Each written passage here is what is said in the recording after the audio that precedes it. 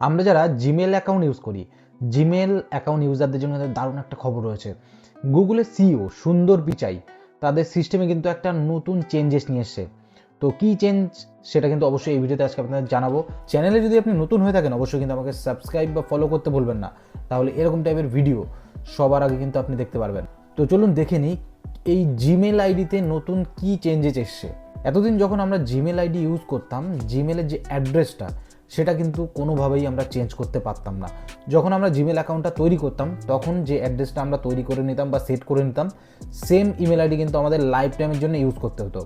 আমরা যদি চাইতাম যে আমাদের এই অ্যাড্রেসটাকে একটু নতুন করে চেঞ্জ করানোর জন্য, সেই মুহূর্তে আমাদের কিন্তু নতুন জিমেল অ্যাকাউন্ট ওপেন করতে হতো।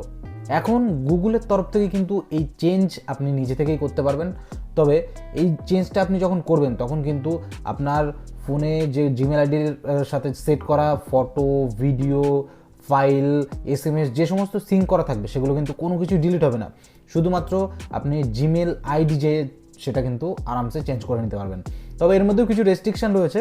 যদি আপনি এই ইমেল আইডিটা চেঞ্জ করতে চান, জিমেলের যে আইডিটা সেটা কিন্তু আপনি লাইফ টাইমে কিন্তু মাত্র 3 বারই চেঞ্জ করতে পারবেন।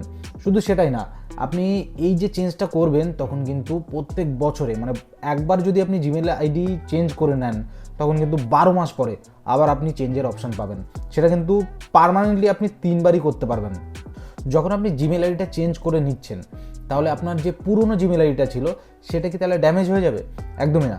আপনাকে যদি ওই পুরনো জিমেল আইডিতে কেউ মেল পাঠায়, অবশ্যই কিন্তু আপনার যে নতুন ইমেল আইডিটা তৈরি করবেন সেটার মধ্যেও আসবে, কারণ সেটা কিন্তু আপনার পুরোপুরি ডিসঅ্যাপিয়ার হয়ে যায় না। তো এখন আপনি চাইলে আপনার জিমেল আইডিটা কিন্তু ইচ্ছা খুশি মতো, আপনার ইচ্ছা মতোই কিন্তু আপনি তৈরি করে নিতে পারবেন।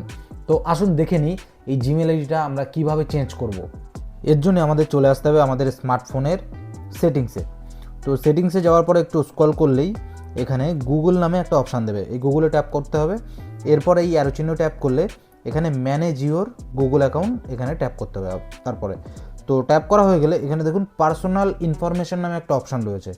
এই পার্সোনাল ইনফরমেশনে আপনি ট্যাপ করুন।